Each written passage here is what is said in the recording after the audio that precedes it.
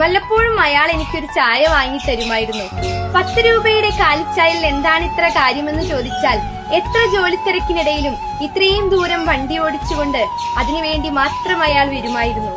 ഒരു മനുഷ്യൻ മറ്റൊരു മനുഷ്യന് വേണ്ടി സ്നേഹപൂർവ്വം നീക്കിവെച്ച നേരത്തിനോളം ആഴത്തിൽ ജീവിതത്തെ നിറയ്ക്കാൻ പോന്ന മറ്റെന്തുണ്ട്? പി വി അക്ഷയകുമാറിന്റെ വരികളിലൂടെ കടന്നു പോകുമ്പോൾ നമ്മൾ പെട്ടെന്ന് ഓർക്കുക നമ്മുടെ പ്രിയപ്പെട്ട മനുഷ്യരുമായി നമ്മൾ ഒത്തുചേർന്ന നിമിഷത്തിന്റെ ഓർമ്മകളായിരിക്കുമല്ലേ. ഒരിക്കൽ നഷ്ടപ്പെട്ടു പോയ നമ്മളെ ജീവിതത്തിലേക്ക് കൈപിടിച്ചു കയറ്റിയ ഒരു പ്രിയപ്പെട്ട മനുഷ്യൻ നമ്മൾക്ക് എല്ലാവർക്കും ഉണ്ടായിരിക്കും.